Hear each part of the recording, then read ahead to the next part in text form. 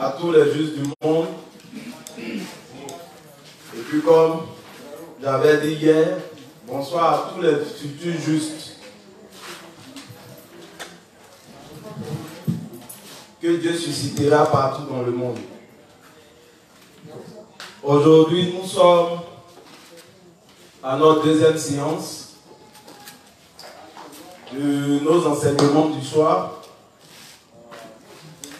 Nous avons repris après un bon moment de repos. Nous avons eu 4 semaines, histoire de nous reposer. Mais notre repos est pédagogique. Les 4 semaines de repos du juste sont pédagogiques. Dans quel contexte? On dit Dieu dans les Écritures qualifie le juste comme un ruminant. Ça, c'est l'une des qualités du juste. C'est un ruminant. Mais on peut comprendre le ruminant comment? On comprend le ruminant au travers du principe des moutons, des bœufs. Généralement, quand ils finissent de brouter, on peut remarquer qu'après un temps, ils vont se mettre à l'ombre. Et, je ne sais pas comment on dit ça en bon français,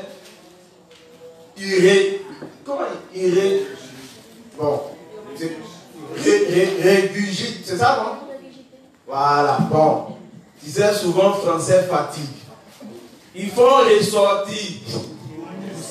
Voilà, ce qu'ils avaient mangé. Ils font ressortir ça et puis ils mangent.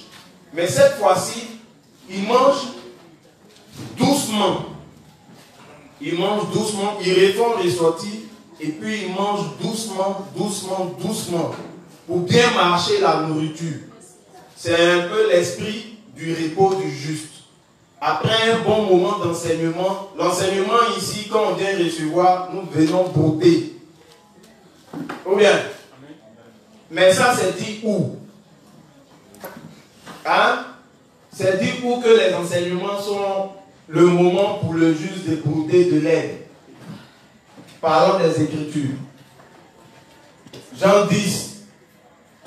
C'est ça, non? Hein? Les justes. Jean 10. Ça ne vous dit rien. Hein? Je dis, nous justes là, nous sommes des ruminants. C'est pourquoi on nous appelle des brebis.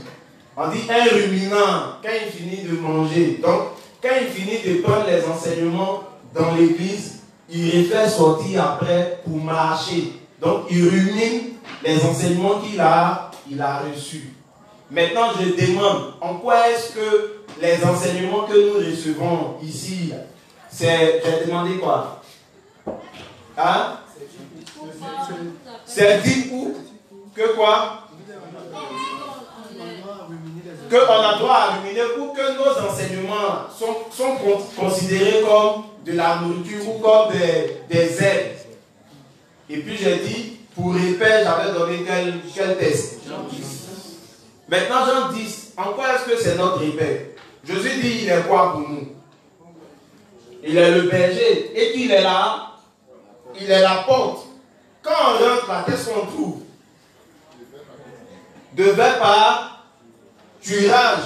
Le verbe par tuerage, là, c'est la nourriture dont nous devons consommer pour notre croissance spirituelle. Je ne sais pas si on se comprend. Donc, le moment de repos qu'on a eu, là, les 4 semaines, pour le juste, c'est le moment de ruminer. Donc, on a longuement ruminé, comme j'avais dit. Donc, aujourd'hui, c'est notre deuxième séance. Je crois bien qu'aujourd'hui, nous sommes le 17 janvier. Comme d'accoutumé, je vais me présenter. Voilà, je suis le juste Gaudi Cédric. J'ai été établi par l'Église comme responsable des zones. Les zones sous lesquelles je suis établi sont kilomètre 17, Dabou, Jesco et Migao. Donc je suis responsable de ces petites zones. Comme moi, dans différentes zones, l'Église s'est attelée aussi à établir des responsables. L'objectif de tous ces responsables dans ces zones-là, c'est d'avoir un œil sur la foi de chaque juste, afin que chacun de nous demeure dans la foi jusqu'au retour du Seigneur. Raison pourquoi Dieu établit tous ces différents responsables. Donc je me présente, en plus d'être responsable, je me prénomme Godi Cédric. Voilà, c'est ça, Godi Cédric. J'ai pour objectif de vous entretenir sur le thème un cœur uni à Dieu et un cœur uni à l'Église. Donc, c'est en ces thèmes-là que je prendrai la peine d'exhorter, d'édifier et de donner la nourriture au peuple et ainsi qu'à moi-même. Voilà. Mais avant tout, nous allons confier ce petit moment que nous allons passer ensemble entre les mains de notre Seigneur Jésus. Je donnerai la tâche à notre sœur de mettre entre les mains de notre Seigneur ce petit moment que nous allons passer ensemble. Donc la Sainte, tu peux prier. Donc les justes, bonsoir. On va se disposer, on va commencer par la confession de foi du juste. Puis ensemble, on va confier le moment au Seigneur. Prions. Père Céleste, nous te disons merci de ce que tu nous as rendu sans péché devant toi pour toujours. Car nul n'était ta grâce, ta bonté, ta miséricorde, nous n'aurions jamais pu espérer entrer dans le royaume des cieux. Car nous étions des monceaux de péché voués à aller en enfer. Mais par amour pour nous, tu nous as envoyé le Seigneur Jésus-Christ, qui par son baptême accompli au Jourdain par Jean-Baptiste, par sa mort à la croix, par sa résurrection et son ascension, nous a libérés une bonne fois pour toutes de la malédiction du péché. Et il nous a ainsi laissé le Saint-Esprit. Nous croyons fermement en ta Trinité et nous croyons en ta justice. Merci de nous avoir rendus sans péché. Au nom de Jésus-Christ. Amen. Merci Dieu des justes pour ce moment que tu permets. Merci pour la vie, la santé et la force que tu as permis pour nous afin que nous soyons présents ce soir. Merci aussi pour ceux qui nous suivent en ligne. Merci Dieu des justes de presser les pas des retardataires et de conduire ce moment du début jusqu'à la fin. Nous te confions ton serviteur. Merci de parler toi-même au travers de lui.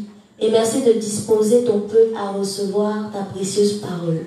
Au nom de Jésus-Christ, nous avons prié. Amen. Amen. Donc hier, quand je terminais l'enseignement, j'avais demandé à la juste Daniel de m'apporter le livre 1. Pour ceux qui n'ont pas idée de ce que c'est que le livre 1, c'est ceci. Ça sort? Ça sort. Voilà. Je demandais à ce qu'on emmène ça pour une raison. C'était poussé par le Saint-Esprit. Mais, hier, quand je dis hier, je parle du temps passé, nous avons eu à partager ces ouvrages-là dans plusieurs endroits et dans plusieurs villes. Maintenant, le Saint-Esprit me met à cœur de dire à tous ceux qui ont reçu ces ouvrages-là, de les faire sortir. Je vous demande de les faire sortir là où vous les avez gardés, parce que à l'intérieur se trouve un trésor, je vous assure, sans prix. Un trésor d'une valeur inestimable. Un trésor magnifique. Magnifique pourquoi? J'ai fait la rencontre de l'ouvrage personnellement en 2011. Mais ma rencontre avec l'ouvrage est venue de 1000 points d'interrogation parlant de 1000 points d'interrogation, c'est venu de beaucoup de questions. Mais je pourrais citer deux grandes questions qui m'ont mené à faire cette rencontre-là. La première est venue d'un fait. Est venue, il y a dans notre pays, on a été confronté, ce fut un temps, à une grande crise. Une grande crise, comment on dit ça? Électorale, c'est ça, non? Voilà, post-électorale, comme on le dit, en 2011. En avril précisément, j'ai assisté à un événement que j'avais pour habitude de voir dans des films, parlant des films de guerre, Rambo, surtout Rambo. Vous connaissez John Rambo, non? Voilà, John Rambo. Cet événement-là, c'est... J'ai cru que c'était lié seulement qu'au film, personnellement. J'ai cru que c'était pour des films. Là où tu as arrêté, et puis on tire. Parce que ça, on voyait ça dans les films de guerre où le gars, ils sont en brousse, et puis on tire, et puis on entend fiou, fiou. Mais j'ai été acteur de cet événement-là. Parce que vu la crise, il y a eu un jour, ils ont tiré fortement dans notre quartier ici. Fortement. Ils ont tellement tiré, après ça a stoppé. Donc nous sommes sortis en bordure, parce que nous habitons en bordure de route. Donc nous sommes sortis, histoire de prendre un peu le pouls du climat. Donc à notre sortie, j'ai été confronté à cet événement-là. Il y a une balle qui m'a raté. Parce que quand j'ai entendu fiou, après la balle a allé ricocher, donc taper à une porte. En cet instant, il y a un point d'interrogation qui a surgi dans mon cœur, qui était, si je mourais là où j'allais. Parce que je me suis posé la question de savoir, si je mourais en ce moment, où est-ce que j'allais aller? Cette question m'a emmené à me poser une autre question, qui était de savoir, mais quel était, ou bien quel est le but de mon existence? Parce que j'ai fini par comprendre une chose. J'ai fini par comprendre ça comment? En observant. L'observation m'a emmené à comprendre quoi? Je dis, je m'habille. Si je m'habille, il y a forcément une raison. Je dis, je m'habille pourquoi? Je m'habille pour cacher ma nudité. Je dis, j'ai un téléphone. Je dis, mais à quoi sert le téléphone? Je dis, le téléphone à l'origine sert à communiquer. J'ai commencé par comprendre que, mais à quoi sert la chaise? On dit, la chaise sert à s'asseoir. Je dis, mais tout ce qui m'environne a un but, a un seul pourquoi. Mais si moi je suis là, il y a forcément une raison. Mais je me suis dit, mais je ne peux pas être là pour ne rien. Si je suis là, il y a forcément quelque chose pourquoi je ne peux pas être là pour ne rien. Donc cette question-là, ça m'a fatigué. Mais je dis pourquoi. Jusqu'à ce que je fasse la rencontre de l'ouvrage. Dans l'ouvrage, j'ai compris le but de mon existence. En plus de ce point d'interrogation qui était de savoir quel était le but de mon existence, avant le 2011, il y a un autre événement qui me tracassait. C'était la rencontre que j'ai eue avec l'église. J'y allais et là-bas j'étais à fond. Mais après, là, au-dedans de moi, est née une autre question. La question là, a été mélangée à une grande honte. La question qui m'est venue a été mélangée à une honte. Parce que la honte venait de quoi? La honte venait du fait que dans ma vie avec l'église, je pensais que je me moquais de Dieu. Comment? Parce que chaque jour, je me voyais en train de demander pardon pour des choses que je savais que j'allais reprendre après que j'ai demandé pardon. Donc ce qui me gênait un peu, quand je faisais des illustrations dans ma tête, c'est comme si le monsieur c'est Dieu, on dit qu'il est gentil. Je viens, je gifle, pardon. Quand je sors, je reviens, je le gifle et pardon. Quand je sors, parce que au départ, il n'y a pas de gêne. Je me dis que c'est normal. Pardon, je sors. Quand je reviens encore, pardon, je sors. Quand je refais encore, quand je reviens, pardon, la gêne commence à naître dans mon cœur. Quand je reviens pour lui demander pardon, c'est plus un pardon simple. C'est un pardon avec beaucoup de pleurs. Seigneur, pardonne-moi. Pardonne-moi de mes péchés, je ne peux plus. Parce que je me dis qu'en mettant ce sérieux-là, je ne vais plus commettre les mêmes. Mais ça a été le constat que quand je ressors la même chose, je commettais. Un dimanche, je suis allé à l'église. C'est là que j'ai signé mon arrêt avec l'église. J'étais dans l'église, j'étais assis en plein culte. On dit, ah, lèvons-nous, demandons pardon. Moi, il dit de ne pas me lever. Parce que s'il demande pardon, la même chose là, il a fait. Donc, dans mon fond intérieur où j'étais assis, j'ai dit à Dieu que, moi, si c'est pour toujours te demander pardon et refaire les mêmes choses, moi, vraiment, je ne vais plus à l'église. C'était mon arrêt avec l'église. Donc, depuis lors, je ne suis plus parti à l'église. Parce que j'ai dit, c'était comme être hypocrite. Donc, j'ai dit que je suis fatigué de demander toujours pardon pour des choses que j'allais commettre. Donc, j'ai stoppé toute ma relation avec l'église. Donc, je ne partais plus. Jusqu'à ce que je fasse la rencontre de ce livre. Mais comment? Je ne viendrai pas au comment pour rentrer dans les détails vu l'heure, mais je vais expliquer ce qui a cassé mon moral.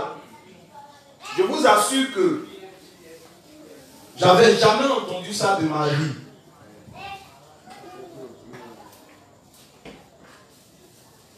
En ce temps, il y a l'inspecteur Hassan, il n'est pas là. De formation, l'inspecteur Hassan de formation, c'est un bon coiffeur. Donc pour nous tous les jeunes, c'est dans son atelier qu'on partait se faire coiffer. Donc arrivé de me faire coiffer chez l'inspecteur Hassan, c'est là que j'entends un truc de dingue. Quand je dis un truc de dingue, un truc de vraiment bizarre à mon oreille. On a échangé de plusieurs choses et puis je l'entends me dire qu'il est juste. Quand il m'a dit, il dit, lui il est juste. Il dit que, ah frère, tu ne peux pas comme ça. Tu ne peux pas dire que tu es juste. Ah, toi aussi, il faut me respecter. Mais selon vous, qu'est-ce qui m'emmène à dire ça? L'apparence. Hey, comment tu as su? L'apparence. L'apparence là. Hein? L'apparence là. Hey. Quand c'est dit comme ça, quand c'est dit l'apparence là, vous ne comprenez pas. Quand c'est dit l'apparence là, vous ne comprenez pas parce que je demande. On dit le diable c'est qui? On dit c'est le père du mensonge. On dit le diable aussi, il est l'opposé de Dieu. Maintenant parlons d'opposition. Ça veut dire quoi? L'opposé c'est quoi? Si Dieu dit mange Le diable dit quoi? Quand on parle de l'apparence, les justes peut-être ne prennent pas attention, mais l'apparence, c'est l'une des plus grandes armes que le diable utilise. Je ne sais pas si on se comprend. L'une des armes que le diable utilise là, pour perdre l'humanité, c'est l'apparence. C'est pourquoi Dieu nous dit quoi? Il ne juge pas à l'apparence, il juge au quoi? Maintenant, si on doit prendre, si Satan doit nous interpréter cette parole-là, il va dire quoi? Dieu ne juge pas au cœur, mais Dieu juge quoi? À l'apparence. Je dis, je regarde l'apparence du gars, il a cette greuve. Mais attends, tu es fou de toi. Comment toi, regarde comment tu es habillé, regarde comment tu es. Et puis toi tu dis que tu es, c'est impossible. Mais,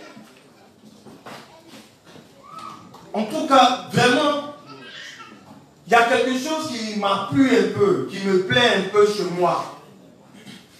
Cette chose-là, je prie que les gens du quartier, surtout, moi je prie constamment pour le quartier, surtout, qu'ils aient les mêmes sentiments que moi, hier.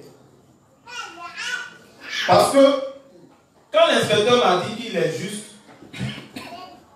j'ai été choqué, mais cela a suscité en moi une curiosité qui a dit, mais tu es juste même comment? Et puis pourquoi toi tu dis tu es?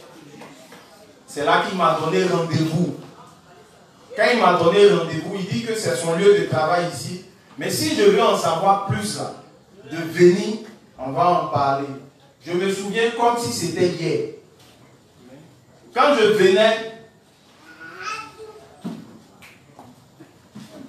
ma curiosité qui m'emmène ici, là, je ne viens pas ici seul.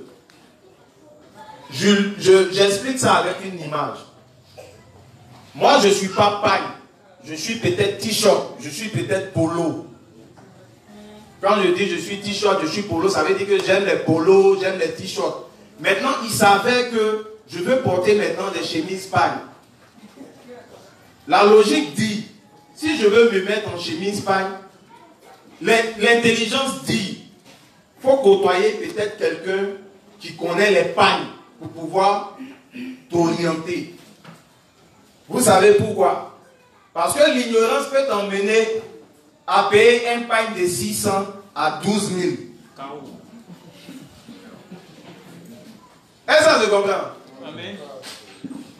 L'ignorance peut te faire payer un paille de 600 à 12 000 et puis tu viens te compter. Ah non, j'ai payé mon watt. Et puis la go il dit, aïe, ça là. Ah, c'est Francis qui est 12 000. Hein? Il y a son... Mais qu'est-ce qui est un peu cher là? C'est quoi? Watt? Hollandais, non? Donc tu payes l'Hollandais, tu payes une paille trafiquée pour toi. Pour toi, tu as eu... Ah, et puis la femme même, elle te dit, parce que tu ne connais pas. L'ignorance là peut t'emmener à payer une chaîne plaquée au prix d'une chaîne en or. Ça, c'est l'ignorance. Donc, quand il m'a invité, à vrai dire, je n'avais aucune notion des Écritures. Donc, je suis allé chercher mon ami qui m'a emmené à l'église pour la première fois. Je lui ai dit que, j'ai été invité par quelqu'un, mais comme je ne suis pas trop Bible, je veux qu'on aille là-bas ensemble. Et que là-bas, quand on arrive, on s'asseye côte à côte, afin que ce qu'ils disent là, si ce n'est pas conforme à ce qui est écrit, il faut me pincer. C'est le code. Tu me caresses ou bien tu me... Quand je sens ta main, ça veut dire mensonge, fuyons. Sinon on meurt. Donc on quitte à la maison avec le code. Et puis, on vient s'asseoir ici. Là, c'est là qu'ils nous ont reçus. Devant la maison. Puis il y a la lumière petite. Où il y a la lumière dans la maison. On s'est assis. Et puis on a commencé l'échange. On a travaillé un peu sur la loi et autres. Et puis après, ils m'ont donné l'ouvrage. Mais je vous assure que l'ouvrage a changé ma vie. C'est pourquoi, sans peur, je peux conseiller ça à tout le monde.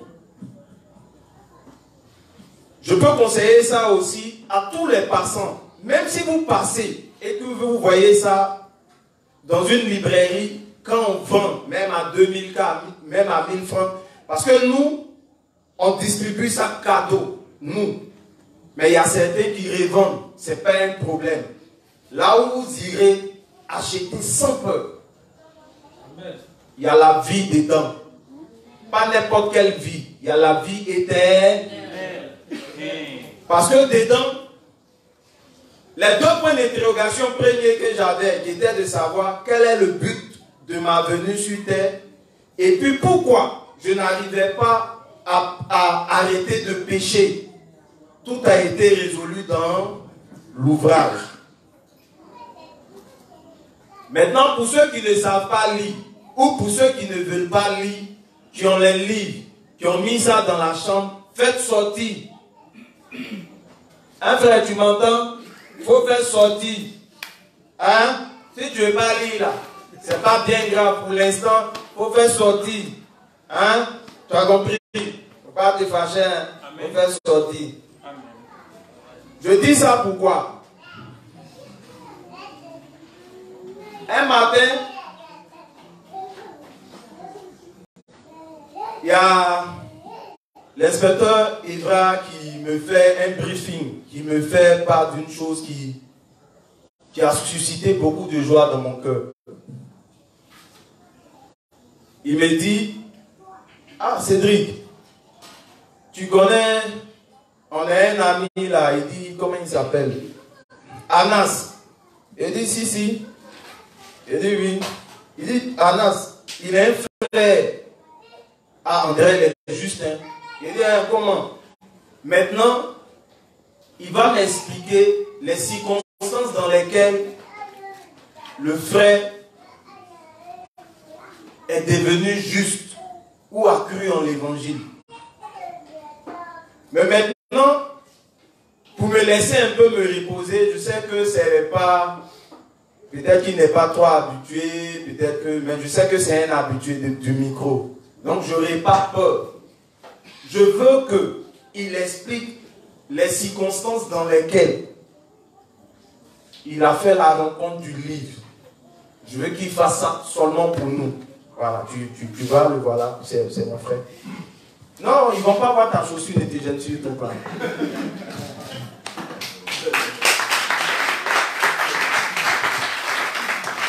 Ok, bonsoir. Bon, je suis juste derrière la route là et j'ai fréquenté une communauté depuis Yamoussoukro et puis je suis venu à Abidjan encore ici et je continue à aller toujours dans la même communauté. C'est comme ça, mon petit frère, j'ai un petit frère, lui petit a reçu ce livre et ce livre là était toujours dans la chambre et ça traînait là-bas. Donc j'ai lu sur le livre là, il voit ce qui est écrit là-dessus. Il est écrit, bon, je peux oublier, êtes-vous comment? Bon, l'écriture, vraiment, ça a attiré mon attention. Il dit, bon, je vais être curieux pour lire ce livre-là. C'est comme ça j'ai commencé à méditer. Et chaque jour, j'étais avec lui. Bon, une fois, il va me dire, mais tu lis le livre, là, les gars, là, ils sont forts, ils vont dire, tu as perdu de ton église, ça va, hein. Il dit, ce qui est évident là, c'est très important, c'est fort. On me dit, je n'ai jamais entendu ça. Il a dit, je n'ai jamais entendu ça. Amen. Voilà, donc j'ai pris le livre, j'ai commencé à lire le livre. Et puis un jour, moi-même, je me dis, c'est passé, j'ai croisé encore un ami derrière la route là, qui m'a dit, mais tu vas où? Il va à l'église. Il dit, mais quelle église? S'il est juste là, il te conseille de ne pas aller là-bas. Il dit, ce qu'il a vu là, je vais aller moi-même là-bas, je suis curieux, je vais aller voir. Est-ce que vous entendez?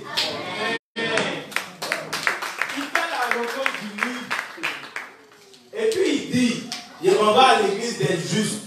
Et puis quelqu'un le bloque. Le quelqu'un qui le bloque là, il n'est pas dans une autre ville, hein. Il est au quartier ici. Et puis il le bloque. Maintenant on peut lui demander, mais tu bloques le frère, pourquoi? C'est pourquoi je dis au passage, le livre est d'une grande valeur. À tous ceux qui ont reçu le livre, à tous ceux qui ont les livres, apprenez, lisez. C'est une merveille. Ça délivre quiconque de ses péchés et ce, une bonne fois pour toutes. Donc c'était ma petite parenthèse du jour. Je vais prendre la peine de venir à mon thème. Mon thème, hier j'avais demandé, c'était quoi? Un cœur uni à Dieu. Donc je repose ma question. C'est quoi un cœur uni à Dieu? Hein? C'est un cœur qui est marié à C'est un cœur qui est marié à Dieu. Lui, c'est un bon élève. Il ne faut pas te fatiguer. Il répète ce que le professeur a dit. Tu as dit sur 10. Voilà, c'est ce qu'on demande. Il faut répéter ce que le professeur a dit. On dit un cœur uni à Dieu, c'est un cœur qui est marié à Dieu. L'union ramène à un cœur qui est lié. L'union, on peut remplacer union, uni par lié, par attaché. Voilà, un cœur qui est uni à Dieu. Mais quelle est la condition pour qu'un cœur soit rattaché à Dieu?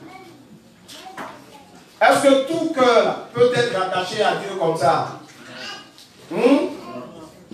Est-ce que tout homme peut être marié à Dieu comme ça? Quelle est la condition? C'est de naître de nouveau. C'est de recevoir la rémission de ses péchés. Donc, voilà. Avant que nous ne venions à mon thème même, c'est comme ça, c'est normal. Sa langue a commencé à se délier. Ce qu'il est en train de faire là, c'est toute l'image d'un nouveau juste. Quand il commence à comprendre l'évangile, il veut dire tout en même temps.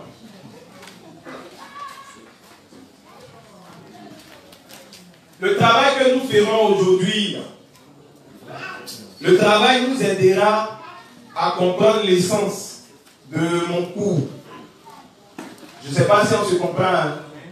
Ce qu'on va faire aujourd'hui, ça va nous aider, ou bien ce qu'on sera en train de faire, ça nous aidera à comprendre tout mon thème. Je serai en train de donner la clé de la compréhension de mon thème. Parce que comprendre ça, c'est comprendre mon thème. Donc c'est très important. Celui qui comprend ce que je serai en train de faire maintenant, à coup sûr, il va comprendre tout ce que je vais expliquer plus tard. Donc prêtez attention. Voilà, c'est la clé que je suis en train de donner. Celui qui a la clé, il peut rentrer dans la maison comme il veut. Voilà. Donc une fois que vous avez la clé, tous les enseignements que nous avons là, c'est des portes. Si tu as la clé, tu peux ouvrir chaque porte. Voilà. Donc je serai en train de donner la clé. Elle va prendre le livre 59, la page 282, le paragraphe 4.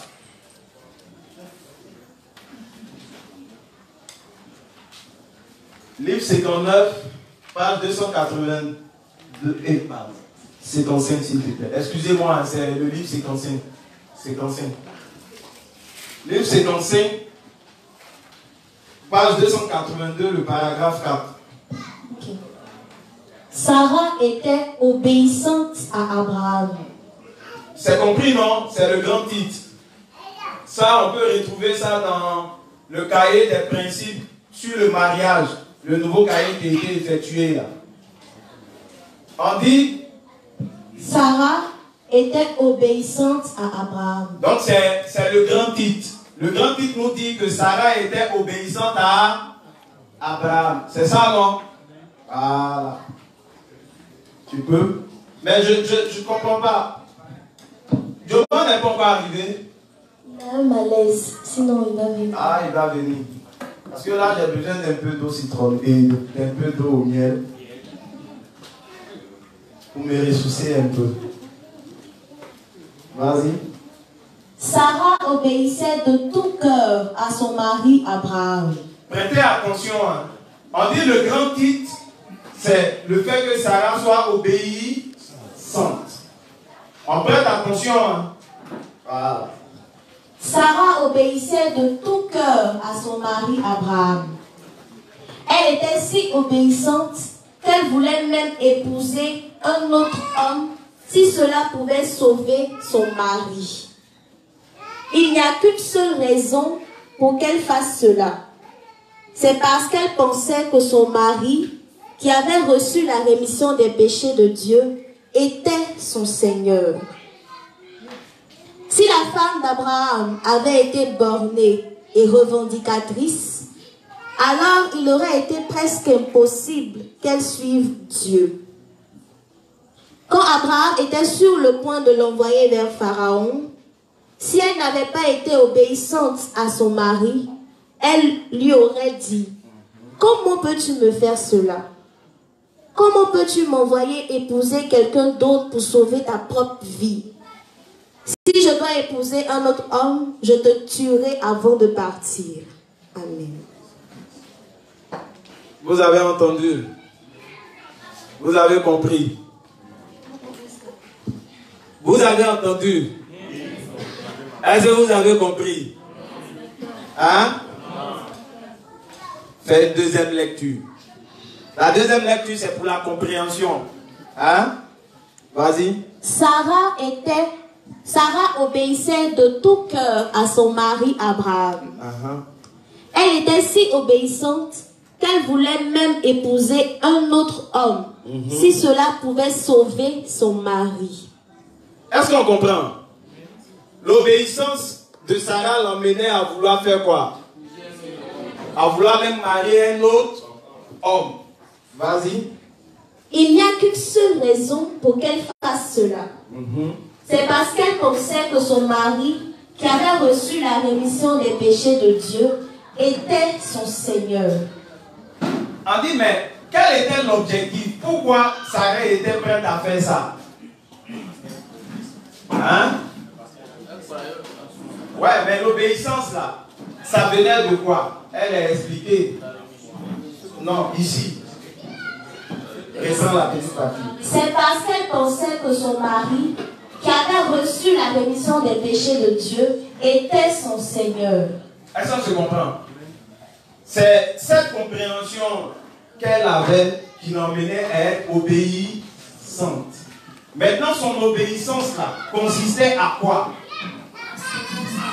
À? Non, pas dans le texte, il dit quoi? À suivre son... Elle était prête à faire tout ce que son mari lui demandait de faire. Ou bien, on dit pourquoi? Parce qu'elle considérait son mari comme son Seigneur, à cause du fait que le mari ait reçu la rémission de ses péchés. Je dis, la bonne compréhension de ce que je serai en train de faire nous aidera à comprendre mon thème. Celui qui comprend, il va dénouer tous les nœuds des différents points que ce sur quoi je vais travailler. Je ne sais pas si on se comprend. Poursuis. Si la femme d'Abraham avait été bornée et revendicatrice, alors il aurait été presque impossible qu'elle suive Dieu. Quand Abraham était sur le point de l'envoyer vers Pharaon, si elle n'avait pas été obéissante à son mari, elle lui aurait dit, « Comment peux-tu me faire cela? Comment peux-tu m'envoyer épouser quelqu'un d'autre pour sauver ta propre vie? Si je dois épouser un autre homme, je te tuerai avant de partir. » C'est fini. Amen. Est-ce que c'est compris? Hein? Est-ce que vous avez compris? Moi, est-ce que tu comprends? Hein? Qu'est-ce que tu comprends? Il faut parler un peu. Vous donnez le micro à mon c'est mon gars, c'est un de mes potes.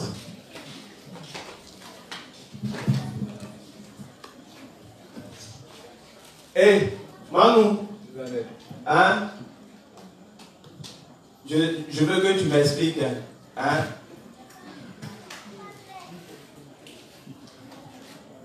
C'est ma femme. Nous deux, on fait un. Hein? Et puis, elle te dit, hé, moi que tu vois là, je suis obéissante à mon mari. Mon mari seulement, il n'y a pas quelqu'un que j'obéis que lui. Que moi, mon mari, je suis obéissante à mon mari. Toi, tu as l'information, n'est-ce pas? Oui. Ou bien, je suis obéissante à mon mari. Tu as l'information qu'elle est obéissante. Hein? Oui. Mais l'obéissance, là, a un contenu, non? Je ne sais pas si on se comprend. Il a l'information qu'elle est obéissante. C'est pas ça? Mais ce qui fait d'elle obéissante, là, il y a un contenu. Hein? Maintenant, il vient chez moi à la maison. Il vient nous rendre visite. Eli, pardon, il faut payer Coca-Cola pour moi. Et toi là, tu penses que si ta servante dans la maison ici, là, toi, mais tu ne peux pas t'élever pour aller.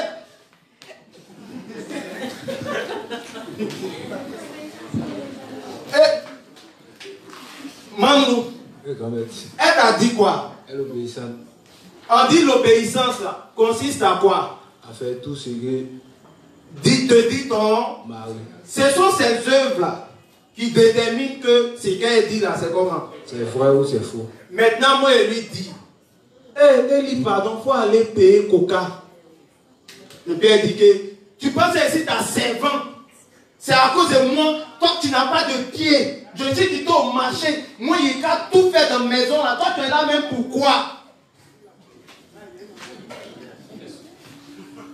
Quand toi tu sors, et puis tu l'entends dire, je suis trop obéissante. Tu crois? Non. Pourquoi? Je confirme qu'elle n'est pas obéissante. Qu'est-ce qui détermine son obéissance? Parce que tu l'as envoyée, elle n'est pas partie. Au fait, ce que je suis en train de vous faire comprendre, ou de nous faire comprendre, c'est que l'obéissance là est déterminée par des actes ou des œuvres. Je ne sais pas si vous comprenez. Hein? Je ne sais pas si on se comprend. Est-ce que vous comprenez ce que je dis? Hein? On dit Sarah est obéissante. Maintenant, on dit l'obéissance de Sarah l'emmène à suivre ou à faire tout ce que son mari dit, lui dit de...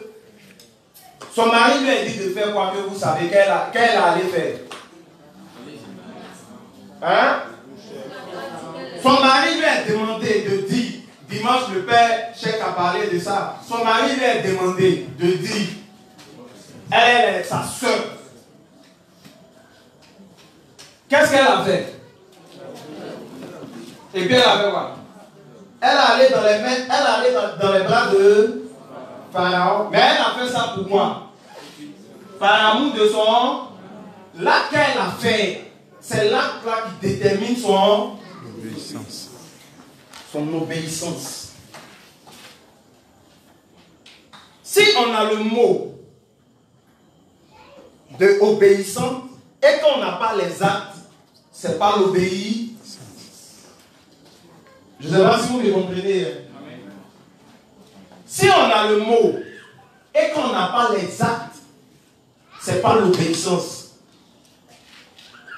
Ce qui fait dire vrai l'obéissance, c'est quoi? C'est le mot plus. Mais qu'est-ce qui donne même la valeur au mot? Ce sont les actes qui donnent même la valeur au... Je ne sais pas si on se comprend. C'est les œuvres. C'est ça. Les œuvres qui déterminent ou qui donnent la valeur à l'obéir. Si les œuvres là ne sont pas là, qui montrent son obéissance, là, tout ce qu'elle dit, ce n'est pas la vérité. Je ne sais pas si on se comprend. Hein? Est-ce que vous me comprenez? Vous comprenez ce qu'elle dit, non? Il faut prendre la page 284, le paragraphe. Non, 283, paragraphe 3. Page 283, paragraphe 3.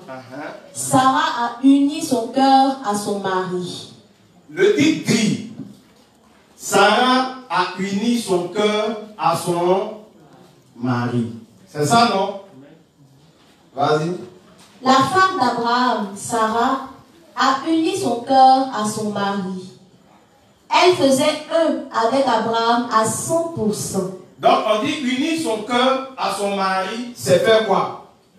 C'est faire un avec son mari à combien de pourcents? À 100%. Donc l'union dit quoi? C'est qu'on fasse un et à 100%. Je dis, comprendre ça sera la compréhension de tout mon thème. C'est pas si on se comprend. Hein? Ah, poursuis, sœur. Ce genre d'unité est aussi indispensable pour nous tous qui avons reçu la rémission de nos péchés. C'est-à-dire que c'est seulement quand nos cœurs sont unis à notre Seigneur à 100% que nous pouvons réellement prêcher l'évangile de l'eau et de l'esprit. Il dit, à quelles conditions un juste peut réellement prêcher la parole de vérité? C'est à quelles conditions? C'est quand son cœur est uni à 100% avec le Seigneur. Je ne sais pas si on se comprend. Hein? Être uni à son mari, là, on dit qu'est-ce que ça veut dire? Sarah a uni son cœur à son... On dit ça veut dire quoi? Elle a fait un avec son... Et puis elle était unie à combien de pourcents? À 100%. Donc si dans l'union de Sarah avec son mari, là, si on a 80% sur les 100, est-ce qu'elle est unie? Elle n'est pas unie, il y a problème. Donc qu'est-ce qui va déterminer l'union entre elle et son mari? C'est le pourcentage. Parce que le pourcentage détermine quoi? Le fait qu'il soit comment? 1. Le pourcentage, là, les 100% déterminent que les deux sont 1. Les deux font 1. Quand une femme se marie avec son mari, à l'image de Adam et Ève, c'était pour faire une seule chair. Maintenant, faire une seule chair, la dame, là, la femme, elle doit être unie à 100%. Je ne sais pas si on se comprend. C'est bon, non? Oui. Poursuis. Lorsque notre Seigneur nous ordonne d'aller, nous devons aller, même si c'est à notre mort. On dit, l'union à 100% l'a dit. Même où Dieu t'envoie, même si c'est pour aller mourir, qu'est-ce que tu vas faire? Obéir. Maintenant, je demande, Jonas avait uni son cœur à Dieu à 100%. Jonas, là, il avait uni son cœur à Dieu à 100%. Non? Pourquoi? Dieu l'a envoyé lui dit, papa. Je ne sais pas si on se comprend. Hein? Ici, on te donne la détermination ou c'est la définition de c'est quoi unir son cœur à 100% avec. Maintenant, il va donner les œuvres qui déterminent un cœur qui est uni à 100% avec. Il dit un cœur qui est uni à 100% avec Dieu fait quoi? Il dit même où on t'envoie, s'il y a la mort là-bas, qu'est-ce que tu fais? Tu vas. Est-ce que Sarah ne savait pas que aller dans la main de Pharaon là, c'était pas bon? Elle savait que c'était pas bon, mais est-ce qu'elle n'est pas partie? Pourquoi? Parce qu'elle avait uni son cœur à 100% avec son mari. Bon, si elle ne partait pas, est-ce que son cœur était uni à 100%? Donc l'union est déterminée par quoi? Non, on va devenir à ça. Aux œuvres. Je ne sais pas si on se comprend. Hein? Ce que je suis en train d'expliquer là, c'est primordial. C'est crucial. C'est capital.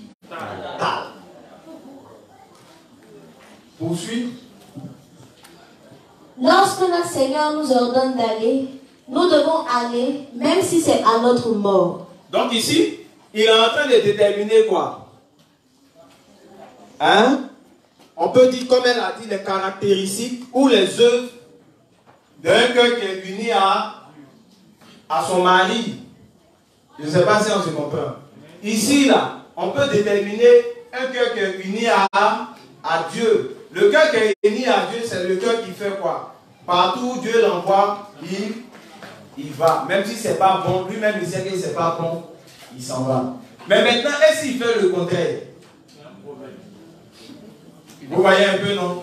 Maintenant, si quelqu'un nous dit actuellement qu'il a uni son cœur à Dieu, nous là, pour être sûr que ce qu'il dit est vrai, on regarde à quoi?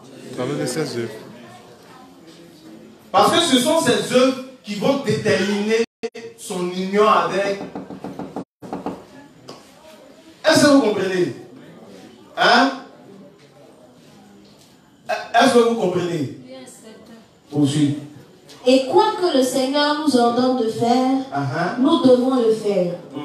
Si le Seigneur nous dit de prêcher l'évangile, nous devons le prêcher. Si le Seigneur nous dit de servir l'évangile, nous devons le servir. Et si le Seigneur nous dit de faire la proclamation de l'évangile, de faire de la proclamation de l'évangile le but de notre vie, alors nous devons fixer notre but sur la prédication de l'évangile, même si cela représente un grand prix pour nous. Est-ce que c'est compris? Unir son cœur à Dieu, si Dieu nous dit de faire du but de notre existence la prédication de l'évangile, qu'est-ce qu'on doit faire? On doit suivre ça. On doit fixer le but de notre vie à prêcher l'évangile. Si on ne le fait pas, est-ce qu'on a uni notre cœur à Dieu? On n'a pas uni notre cœur à Dieu. Ici, ce que je suis en train de vous faire comprendre, que le diable sait, c'est que Dieu travaille dans quoi? Dieu travaille dans les détails. Je ne sais pas si on se comprend. Dieu travaille dans les détails. Les détails sont quoi? Sont lesquels? Si tu dis que tu es obéissant ou tu es obéissante, les détails là vont déterminer ton...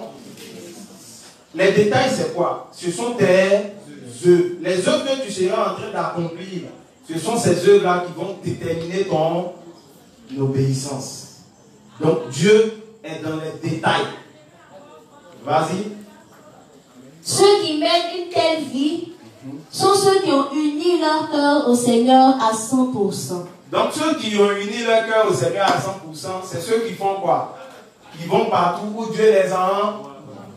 Donc si quelqu'un dit, hey, j'ai uni mon cœur à 100% avec le Seigneur, là, nous on va chercher à savoir quoi? À regarder quoi pour voir si ce qu'il nous dit est vrai. On va chercher à voir ses œuvres. On n'oublie pas ça, c'est la clé. C'est la clé. Une fois c'est compris, tout ce qu'on sera en train de faire, ça va être compris comme l'eau à quoi. C'est fini? Vas-y. Et ces gens sont les justes qui peuvent pleinement prêcher l'évangile du Seigneur en union avec lui. Amen. Amen. Maintenant, il faut prendre le livre 52.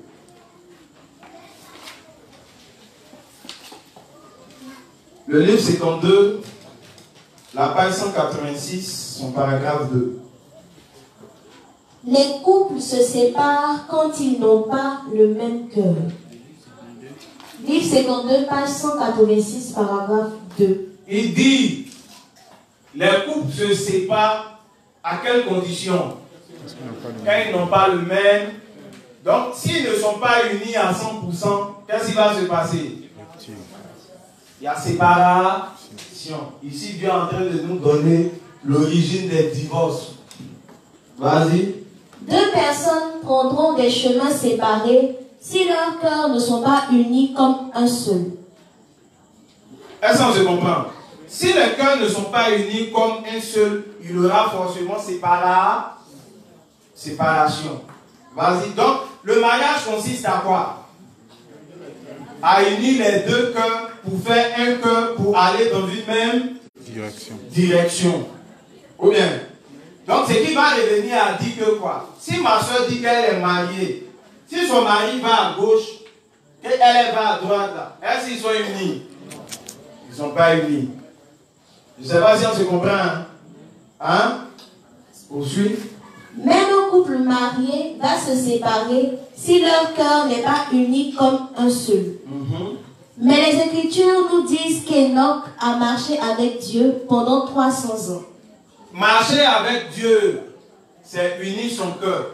Marcher avec Dieu, là, c'est être marié à Dieu. On dit Enoch, là, il a marché avec Enoch, avait uni son cœur à... Ça correspond à quoi? Ça veut dire que quoi? Enoch faisait quoi?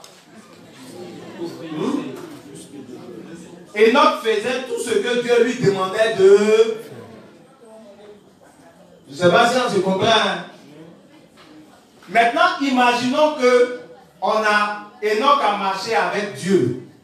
Et on n'a pas les œuvres qui déterminent sa marche avec Dieu. Est-ce que c'est que Enoch nous dira? Est-ce que c'est la vérité? Enoch, quelles sont les preuves de ta marche avec Dieu? Oui, Manu, c'est ça, non? J'espère que tu n'es pas fatigué. Sois avec moi. Quoi ça va là? C'est très bien. Vas-y. Cela signifie qu'Enoch a uni son cœur à Dieu quand il a vécu dans ce monde. Enoch allait à droite quand Dieu allait à droite. Enoch allait à droite quand Dieu allait à... Enoch allait à gauche quand Dieu allait à... Donc, par les pas d'Enoch, on peut déterminer si Enoch avait uni son cœur à Dieu. Par la manière de faire d'Enoch, on peut déterminer si Enoch marchait réellement avec Dieu. Les justes, est-ce que vous me comprenez? Hein? Allons? Enoch allait à droite quand Dieu allait à droite et allait à gauche quand Dieu tournait à gauche. Et il avançait quand Dieu avançait ou reculait quand Dieu disait allons en arrière. Donc les pas d'Enoch étaient déterminés par qui? Par Dieu, ils étaient un. Maintenant, imaginons que Dieu dise à Enoch allons à gauche, qu'Enoch va à droite. Et Enoch nous dit il a uni son cœur à Dieu. Ce qu'il nous dit là, est-ce que c'est vrai? C'est faux. Maintenant, on dit pourquoi nous on peut affirmer que c'est faux. À cause des... N'oublions pas, ce sont les œuvres qui déterminent la véracité des mots. Marcher, quand Enoch marche avec Dieu, là, ça veut dire quoi? Hein? Quand on dit qu'il a uni son cœur avec Dieu, là, dans le monde dans lequel on est, là, ça veut dire quoi? Ils se sont... Maintenant, quand une femme est mariée avec son mari, qu'est-ce qui se passe? Comment nous on sait ça? À son alliance. On dit, c'est quand on est en train de faire comprendre, hein?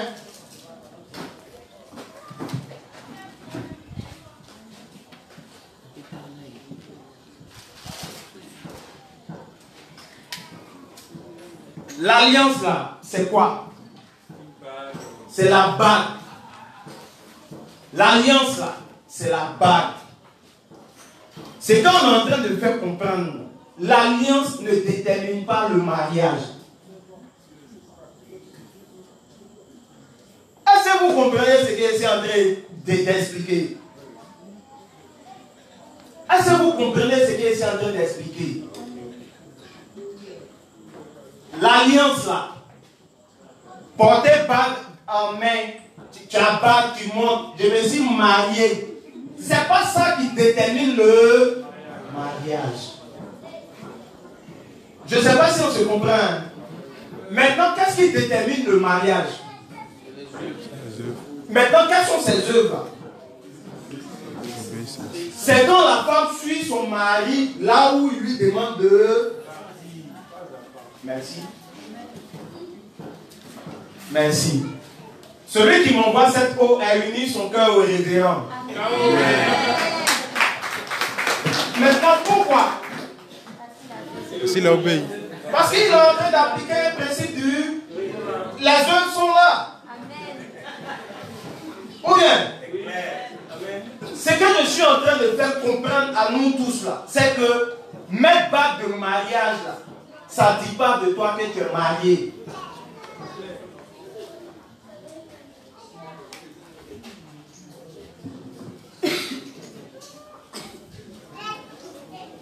Est-ce qu'on se comprend? Est-ce qu'on se comprend?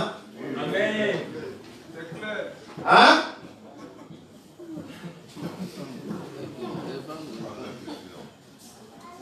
Est-ce qu'on se comprend? Hein? Mettre bague de mariage ne veut pas dire que tu es marié. Une femme peut ne pas avoir une bague de mariage en main, comme ça. Mais si elle fait les œuvres liées au mariage, si elle fait un avec un homme, on dira que quoi? Elle est mariée. Je ne sais pas si vous me comprenez. Hein? Est-ce qu'on se comprend? Hein? L'alliance là, c'est, comment on peut dire ça? C'est un objet qui témoigne, mais la véracité de l'union ne se définit pas par ça. La véracité de l'union se définit par quoi? Par les deux cœurs qui font un. Si le mari va ici, que la femme va là-bas, ils ont la bague, eux deux, mais ils ne sont pas mariés. Pourquoi? Parce que nous, on regarde aux œuvres.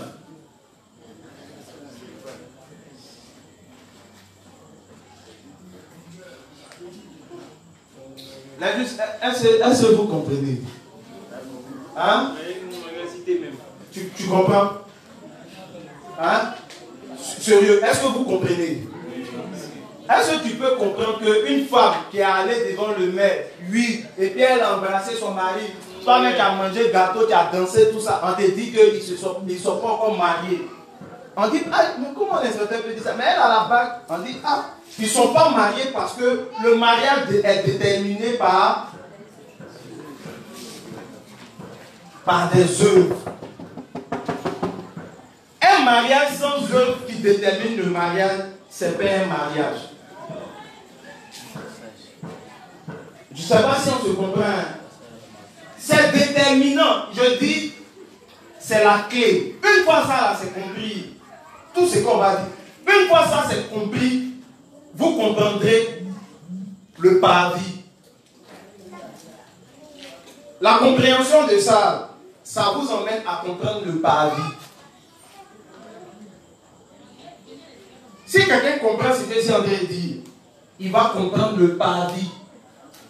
Le paradis que vous voyez, c'est ce que je suis en train d'expliquer. Ce que je suis en train de dire, c'est même pas... Toute mon explication se trouve dans cette image-là. Le paradis, c'est ce que je suis en train d'expliquer. Tout ça, c'est ce que je suis en train de vous expliquer. Maintenant, on prend, pour qu'on sache où je vais, ce que je suis en train de dire. Il faut prendre Jacques. Jacques 2, verset 14.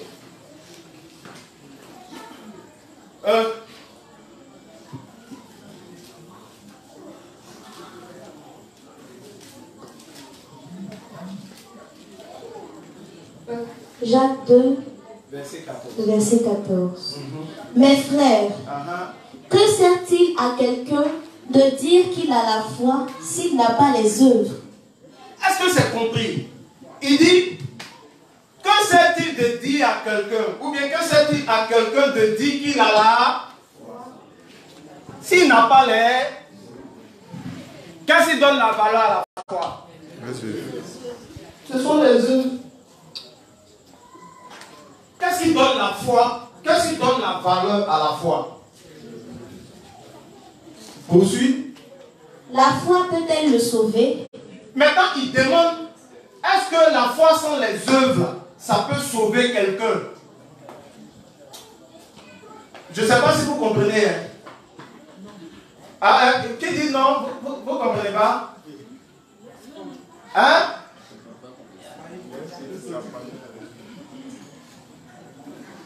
Elle dit, la foi, c'est l'image de l'obéissance.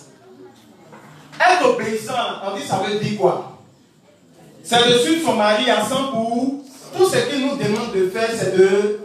On dit ce sont les œuvres. Maintenant, la Bible nous dit, si quelqu'un a la foi et qu'il n'a pas les œuvres, sa foi est vide.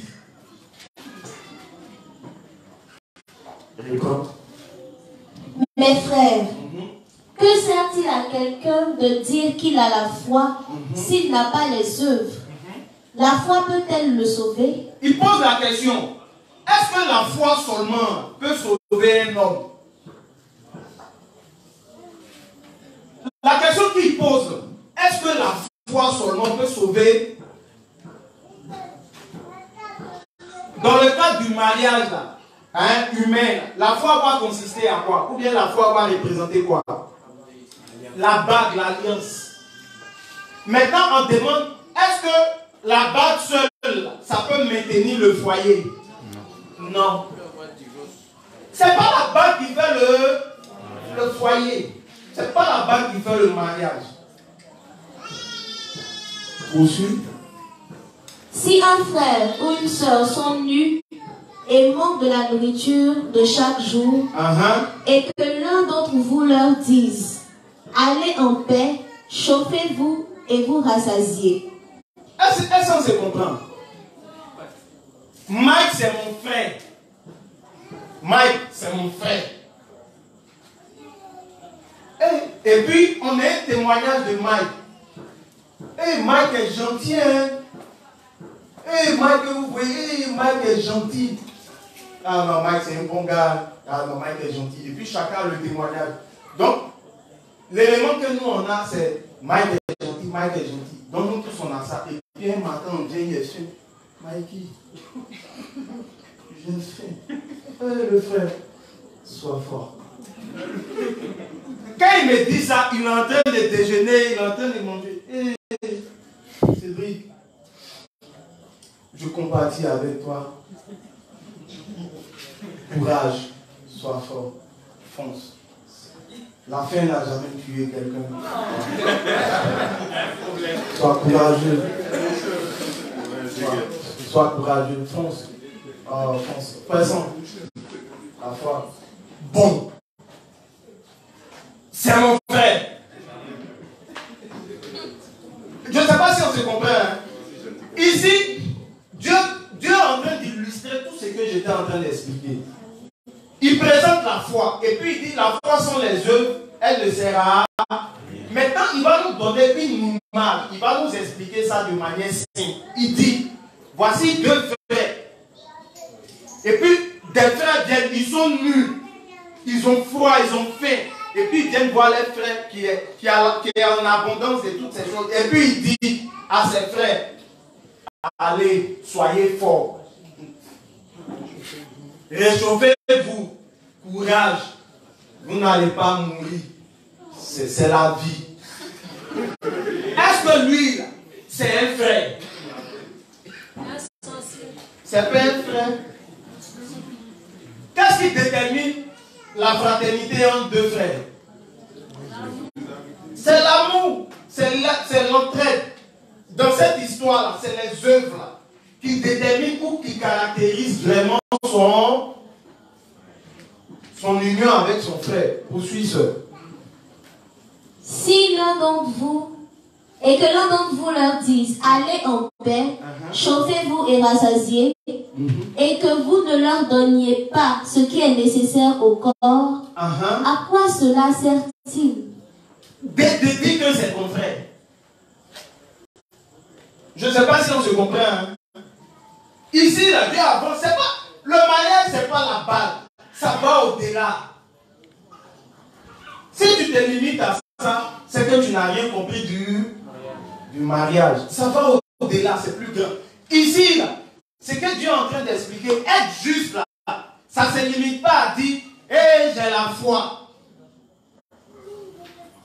C'est ça que Dieu est en train de parler. Maintenant, il va rentrer dans les détails. Poursuite. Il en est ainsi de la foi. Il dit la même chose là. Il en est ainsi de la foi. Vas-y. Si elle n'a pas les œuvres, elle est morte en elle-même. Qu'est-ce que ça veut dire? La foi sans les œuvres, elle est morte en elle, elle est vide. Qu'est-ce qui donne la valeur à la foi? Ce sont les œuvres. Je ne sais pas si on se comprend. Est-ce que vous me comprenez? Ce qui donne la valeur à la foi, ce sont les... Si quelqu'un dit avoir la foi, qui n'a pas les œuvres qui déterminent la foi, est-ce qu'il a la foi? Non. Les Dieu, c'est ce que vous comprenez. Vous comprenez? Non, c'est bon, non? Ce qui caractérise la foi, ce sont les œuvres. Hubert, tu comprends un peu, non? C'est les œuvres. Tu comprends? C'est bon? Ou bien tu... On est sur plusieurs aspects en même temps. Le mariage sur la foi est... Mais l'idée reste pareille. L'idée, c'est quoi? L'idée, c'est que le mariage, là, ce que je suis en train de faire comprendre, je prends plusieurs images pour les venir sur le même point. Je dis, ce qui détermine un mariage, ce n'est pas l'alliance, mais ce sont les œuvres. Ici, là, Dieu dit que la foi sans les œuvres, elle n'est rien. Donc, ce qu'il est en train de nous faire comprendre, si tu veux savoir ce que c'est que la foi, tu dois chercher à connaître quoi? Les œuvres. Ce sont les œuvres là, qui vont te donner la valeur à la foi ou à la chose. J'espère qu'on se comprend. Hein? Poursuis. Mais quelqu'un dira, toi, tu as la foi, et moi, j'ai les œuvres. Montre-moi ta foi sans les œuvres, et moi, je te montrerai la foi par mes œuvres. Par mes œuvres. Toi, tu dis avoir la foi, mais ta foi est sans œuvres. Donc, tu me présentes ta foi, et moi, je vais te montrer la foi, ma foi, ainsi que ses œuvres. Poursuis. Tu crois qu'il y a un seul Dieu, tu fais bien. Les démons le croient aussi et ils tremblent. Je ne sais pas si on se comprend. Hein? Il limite, il va élever le niveau. Parlant de quoi? La foi. Tu crois qu'il y a un seul Dieu, c'est propre. Mais ta croyance là, les démons aussi croient qu'il y a un seul Dieu. Et puis il n'y a rien. Vous savez, il est en train de nous dire quoi? Dis je crois en Dieu, ça ne veut rien dire. Est-ce qu'on comprend? Dis j'ai la foi. Moi là, il y a la foi en Dieu, ça ne veut rien dire. Même les démons, ils disent quoi en Dieu? Ils savent que Dieu est là. Poursuis. Veux-tu savoir, ô homme vain, que la foi sans les œuvres est inutile? Il dit que la foi sans les œuvres est comment? Est inutile. Ce qui donne la valeur à la foi, ce sont les œuvres.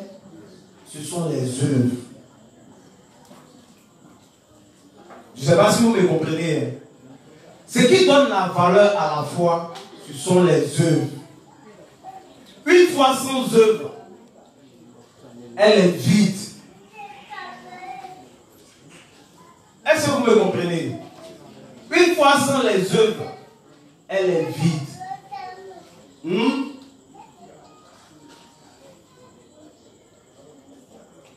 Maintenant, il faut prendre 1 Jean 5, le verset 4.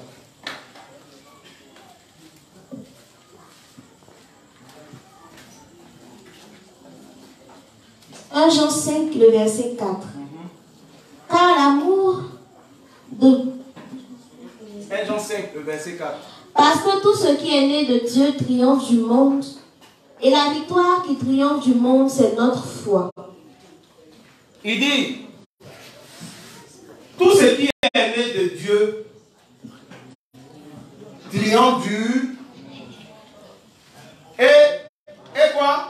La victoire qui triomphe du monde, c'est notre foi. Il dit la victoire qui triomphe du monde, c'est quoi?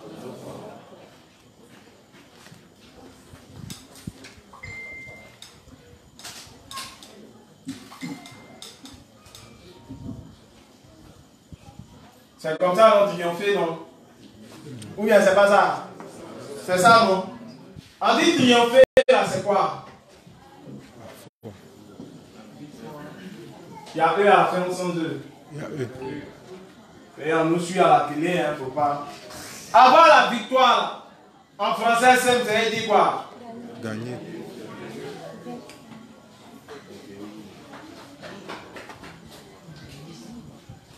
On dit qu'est-ce qui permet à un homme de gagner le monde? On dit c'est ça, c'est sa foi. C'est la foi qui permet à un homme de gagner le... Mais que dit cette foi? Hein? On dit que la foi sans les œuvres, elle est... Poursuit. Qui est celui qui a triomphé du monde, sinon celui qui croit que Jésus est le Fils de Dieu? Il dit, les premiers éléments, ou le premier élément des œuvres de la foi, hein, le premier élément, pour qu'un homme triomphe du monde, ici le monde là se réfère à qui?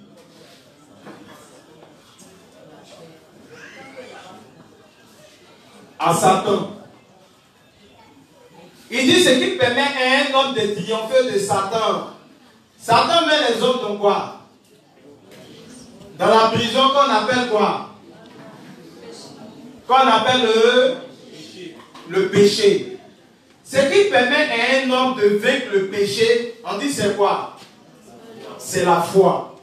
Mais si c'est la foi simple, si quelqu'un dit qu'il a la foi simplement, est-ce qu'il pourra vaincre le monde? Non. Pourquoi? Parce que sa foi est vide. Elle est sans œuvre. Poursuis. Qui est celui qui a triomphé du monde, sinon celui qui croit que Jésus est le Fils de Dieu? Il dit le premier élément qui permet de triompher du monde, c'est de croire que Jésus est le Fils de Dieu. Qu'est-ce que ça veut dire? Hein? Le fils d'un chat, c'est qui? Le château finira par être quoi? Donc le Fils de Dieu, c'est qui? Il dit, le premier élément qui compose la foi, qui permet à un homme de vaincre le monde, donc de vaincre le péché, c'est de croire que Jésus est Dieu. Voilà le premier élément des œuvres de la foi. Donc si celui qui dit avoir la foi en Jésus, qui ne croit pas que Jésus est Dieu, est-ce qu'il pourra vaincre Satan? Non. Poursuis. C'est lui, Jésus-Christ, qui est venu avec de l'eau et du sang. Il dit, maintenant regardons ce qu'il fait. Il présente Jésus, donc il présente la foi, et puis il nous dit que c'est lui Jésus. Il est venu avec et du sang. Vas-y. Non avec l'eau seulement, Comme on sait. mais avec l'eau et avec le sang. C'est quoi il est en train de citer ici, vu notre texte? Ce sont les... Est-ce que sans ces œuvres, on peut vaincre le péché? Pourquoi? Hein? C'est en ce sens-là qu'il nous fait comprendre qu'une foi sans les œuvres est une foi.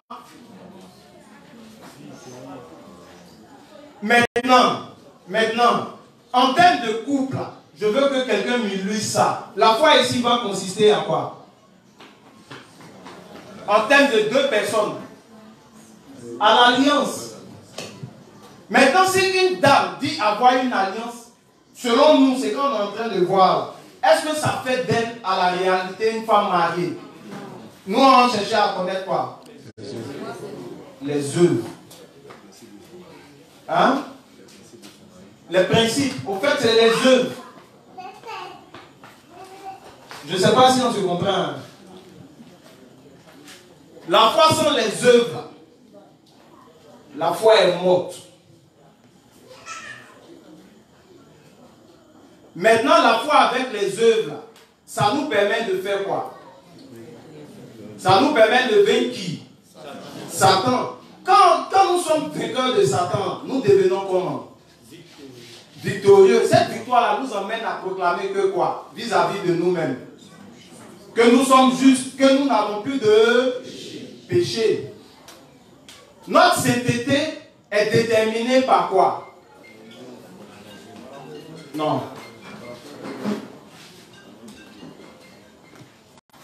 Notre sainteté ici, hein? Voilà notre sainteté ici. Notre sainteté est déterminée par quoi? Par la foi. Maintenant, quel est le contenu de cette foi qui nous rend saints? C'est l'eau, le sang et... C'est ça qui nous rend saints. Maintenant, si quelqu'un a la foi, si quelqu'un dit être saint, nous on lui pose la question que quoi? On lui demande mais comment tu es devenu?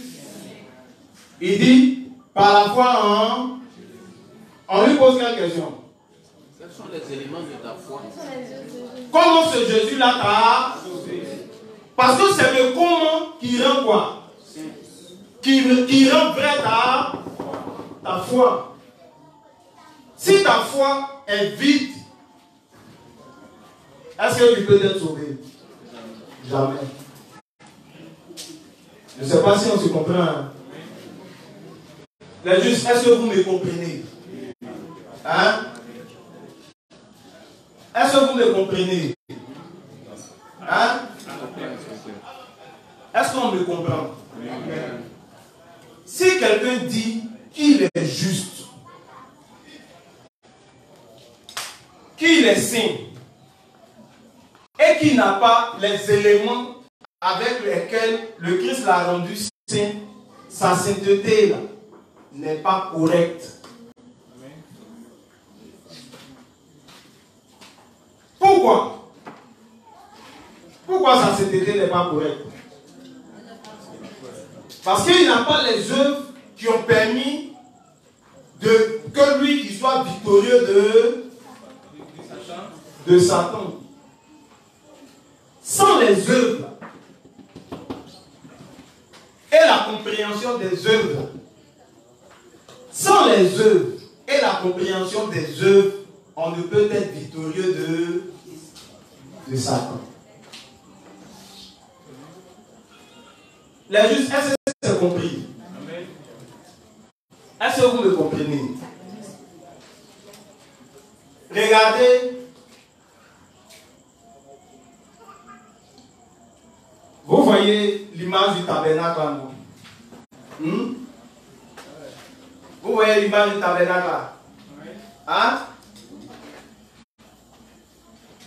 Le félin, le rideau blanc, hein? Qui est sur les bois, là, les poteaux. Là. Hein? Le rideau blanc explique ça. La sainteté. Le rideau blanc explique la sainteté. La foi, hein? La foi, ça explique quoi? Sur notre tabernacle. Hein? La foi explique la porte. Est-ce que vous comprenez? C'est ce sur quoi je suis en train de travailler là, c'est sur le parvis.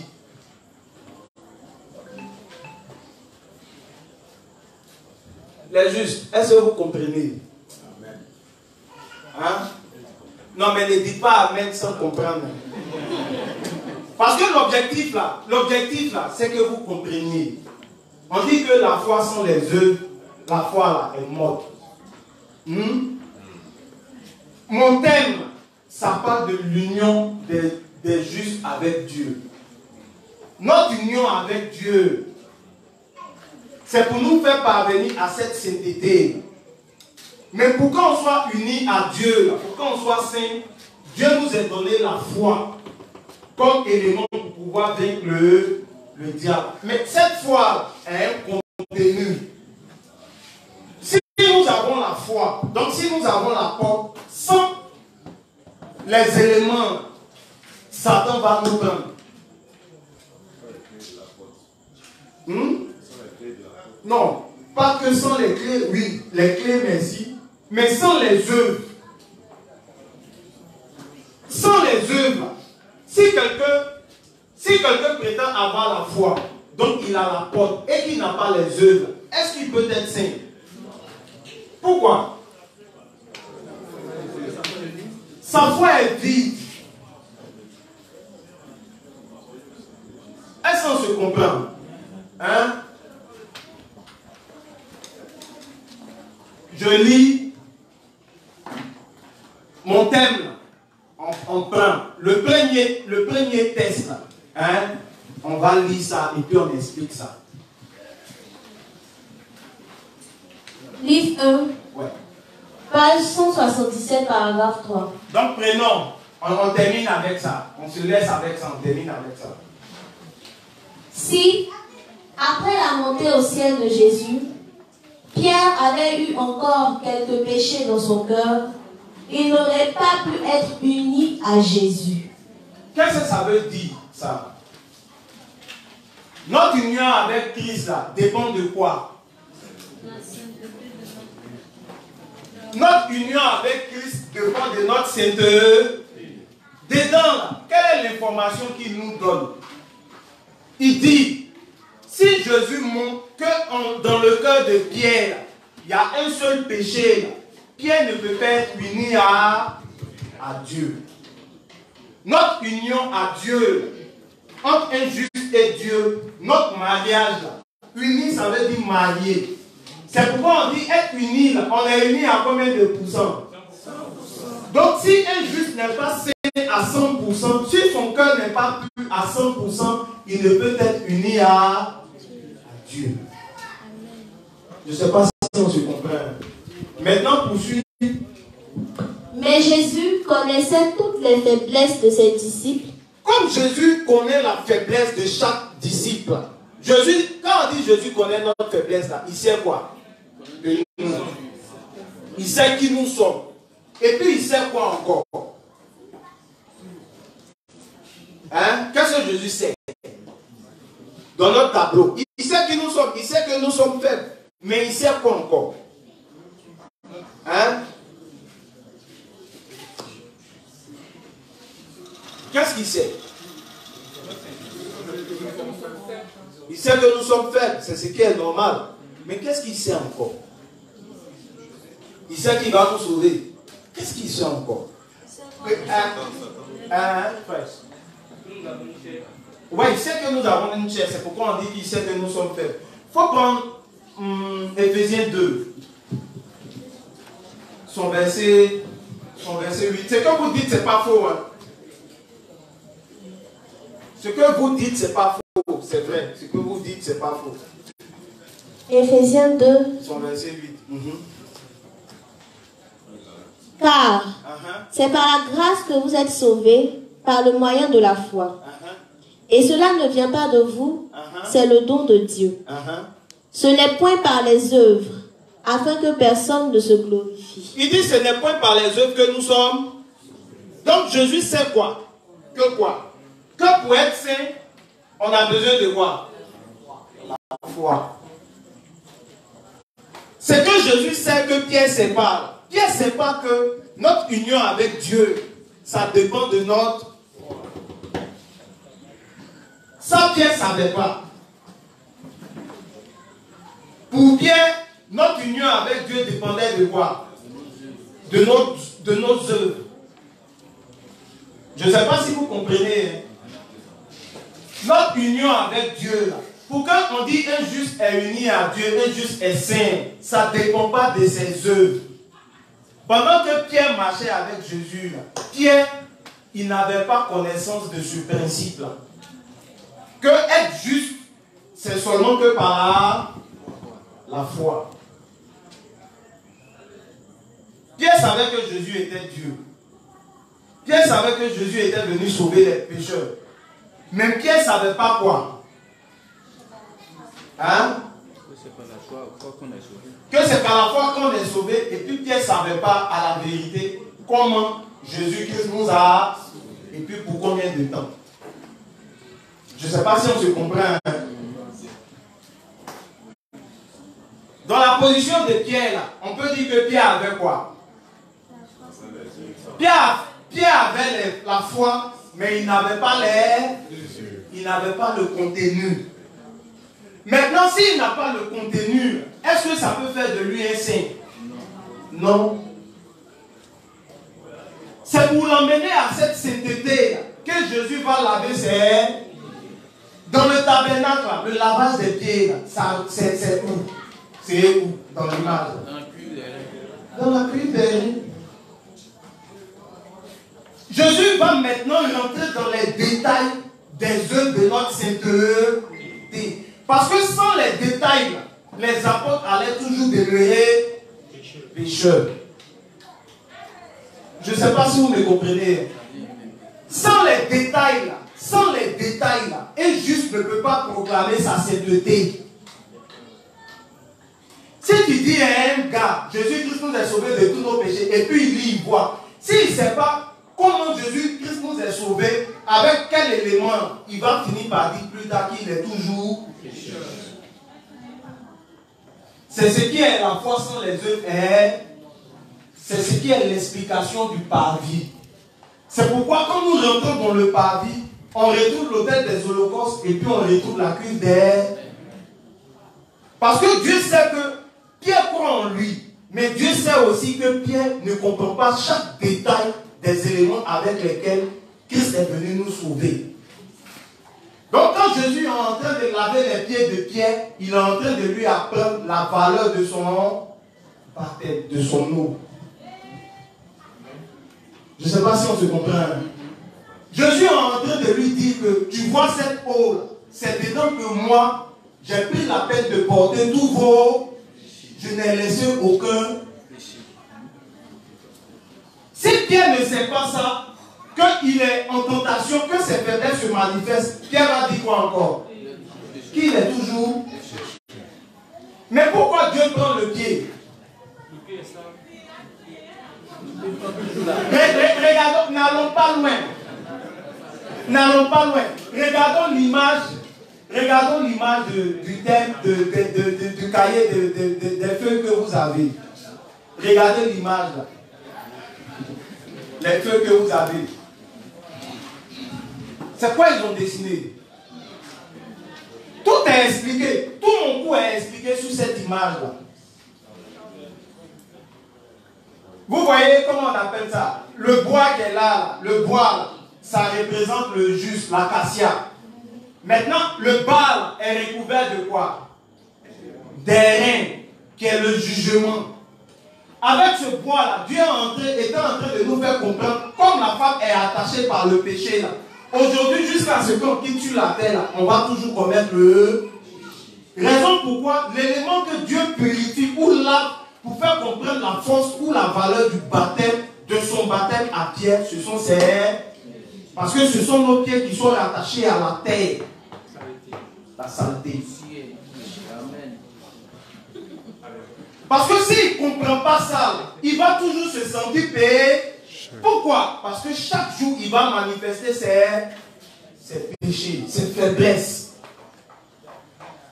La sainteté, notre sainteté, la couverture blanche que nous avons, elle n'est pas déterminée par notre comportement, elle est déterminée par la foi que nous avons en chaque élément avec lequel Jésus-Christ nous a sauvés. C'est pourquoi, quand un juste ne comprend pas la valeur de chaque élément, même quand il fait sa confession de foi, il se sent toujours vide. Il y a des justes là. Il y a des fois, ils font des choses et puis ils disent que, ah, reste pauvre. je fais ma confession, mais je me sens toujours sale. Vous savez pourquoi? Parce qu'il ne comprend pas la valeur. La confession de foi pour le juste, ce n'est pas une récitation. C'est ce que Dieu est en train de faire comprendre à Pierre.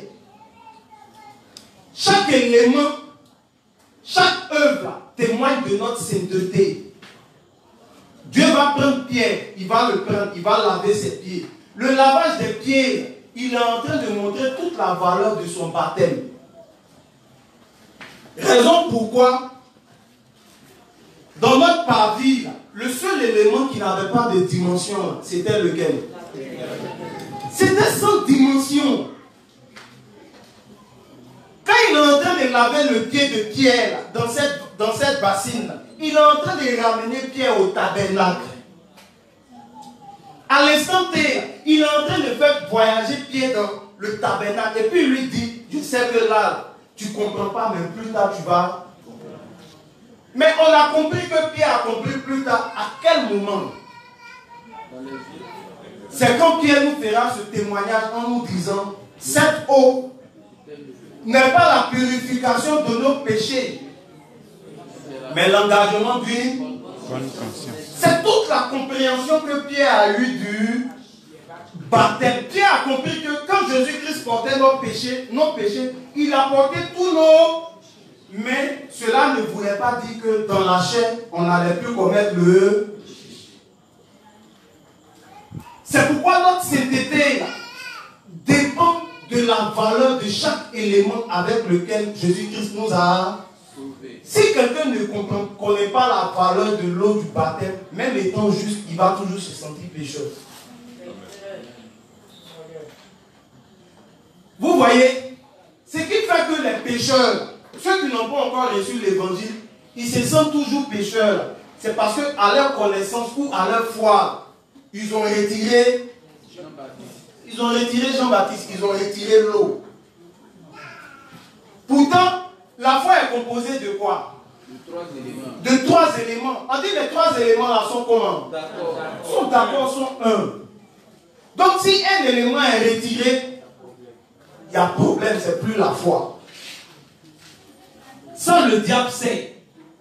Comme Dieu aussi sait ça, Dieu va parfaire la foi de ses apôtres, la foi des justes. Le groupe que nous sommes en train de faire, l'enseignement qui est d'unir notre cœur à Dieu, là, on est en train de dire un juste. Quand le juste dit, je suis marié à Dieu, il faut qu'il comprenne la valeur de chaque élément qui le lie à son Dieu. Amen.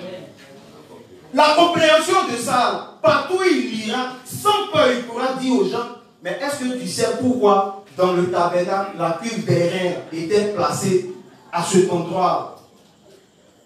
Est-ce que tu sais pourquoi la cuve d'airain, c'est le seul élément qui n'avait pas de dimension? Parce que cette cuve d'airain était la marque du fait que moi, Jésus avait pris tous mes péchés.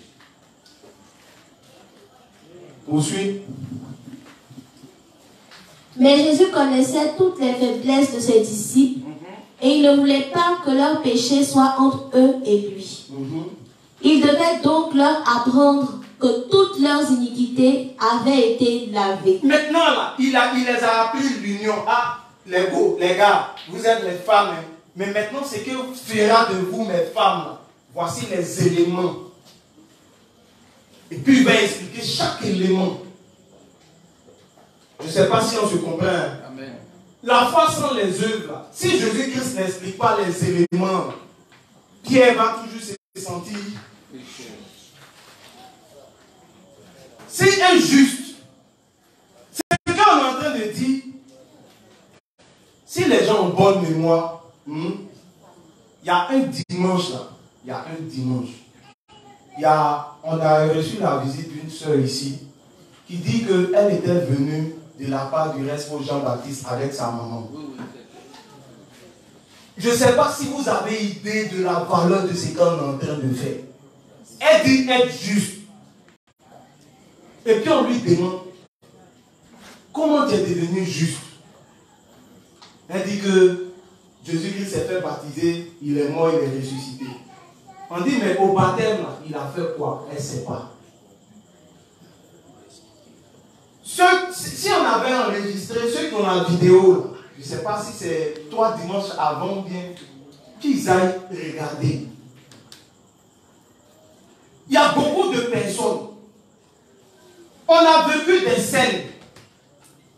Les justes. Le travail qu'on est en train de faire, ça ne ressemble à rien, mais quand quelqu'un n'a pas les œuvres, on est injuste ici. Nous, on n'était pas encore nés de nouveau. Et il disait être juste. On est né de nouveau, on a commencé à s'unir à l'église. Il y a une fois, il a été insulté. La plus grande injure qu'on peut apporter est injuste là, pour fouetter son orgueil. Lui, il a reçu ça en plein visage. Il nous appelle. On était là, il nous a appelés. Et les justes, venez. Donc, ils sont assis dans un coin. On arrive, on a chacun a son petit sac. En ce temps, on a derrière nos sacs. Son sac, on a nos bigots. Chez nous, c'est un grand combat. Et puis, ses amis lui demandent, aïe. Donc, toi, tu as appelé ton enfant, quoi. Ah, toi, t'es bizarre, hein. Toi, tu dis que tu es juste. On te demande comment tu es devenu juste. Donc, c'est tes amis qui vont venir nous expliquer comment toi, tu es devenu juste. Il n'y a pas plus. C'est une injure. Si on te dit ça, ils sont en train d'insulter. Ils sont en train de dire tu es mort. Les juges, je ne sais pas si vous avez idée de ce qu'il est en train de dire. La scène, tu dis à tes camarades tu es juste. Et puis tes camarades tu es juste. Mais comment tu es devenu juste? Allô, Stéphie, Ellie, et Maya, Rachel. Et vous tous, toute l'église. Donc, on s'est dit que le truc est dangereux, que d'aller tout le monde. Et puis on regarde. Et puis on dit oui. Et puis elle dit, ses amis disent, aïe, mais tu as envoyé tout ton église, il y a quoi? Ah, mais mon frère, elle nous dit elle est juste. On lui demande comment elle est devenue juste. Donc elle demande, attends, c'est ton église qui va nous dire comment toi tu es devenu. C'est qu'il y a un problème. Ce de quoi on est en train de parler, il y a beaucoup de personnes qui disent être justes, mais qui n'ont pas idée de chaque élément et sa valeur. Pourtant, c'est la valeur de chaque élément qu'on a. C'est ce qui fait de nous être des êtres justes. C'est ce qu'elle dit, la foi sans les œuvres est morte. Si tu dis que tu es juste et tu ne sais pas les œuvres qui t'ont permis d'être juste, tu es mort. Où suis-je? C'est la raison pour laquelle il a lavé les pieds de ses disciples. Jésus, avant qu'il meure et ne les laisse, s'est assuré qu'il comprenait l'évangile de son baptême. Il dit qu'il s'est assuré, parce que c'est le socle. Hey, il est venu le passer. Oh. Bon, je termine. C'est le socle. Je ne sais pas si vous avez idée, quoi. Les justes, est-ce que vous me comprenez? Il dit, quand on dit qu'on est marié avec Jésus, notre mariage est déterminé par notre sainteté. La sainteté du juste, ça veut dire je suis juste. Mais on dit, si un juste se met là et qui dit il est juste, et puis on lui demande, pourquoi tu dis que tu es juste? S'il n'a pas les éléments qui témoignent de sa justice là, c'est qu'il n'est pas juste.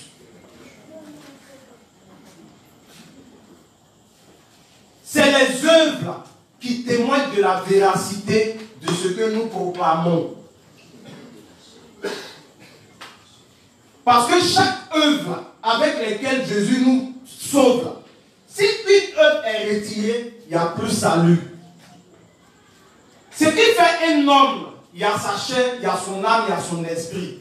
Si un élément est retiré parmi ces trois, l'homme qui est là, il est comment? Il est mort. C'est pourquoi tous ceux qui proclament croient en Jésus et qui n'ont pas l'eau, le sang et l'esprit, ils sont tous morts. Ils ne peuvent pas être unis à Dieu. Ils sont morts. C'est pourquoi tous ceux qui sont dans le légalisme, donc tous ceux qui n'ont pas la véritable foi, ils ne peuvent pas travailler pour Dieu.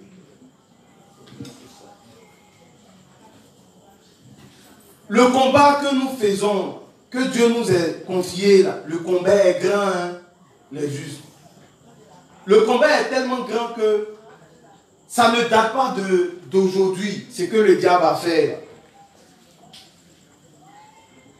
Ça date depuis l'an 313. Je ne sais pas si vous avez idée. Hein. Quand on va prêcher, le démon avec lequel on est en train de se battre, c'est un démon qui date depuis 313. Donc il est coriace.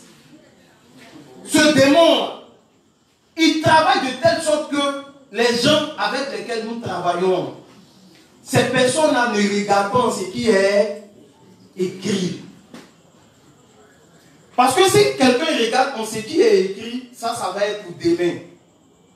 Je vais prendre la peine d'expliquer. Mais l'illustration là est simple.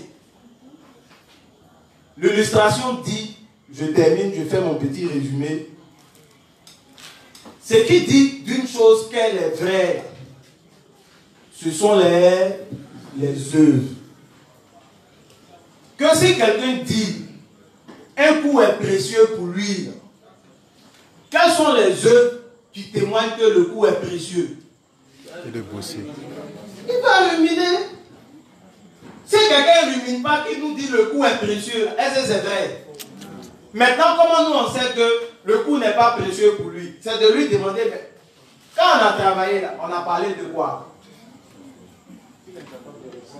S'il est incapable de répondre, c'est que le coup n'est pas... Donc, il n'a pas les œuvres qui témoignent que le coup est précieux pour lui. Si on dit que le coup est précieux, tout le monde peut dire ça.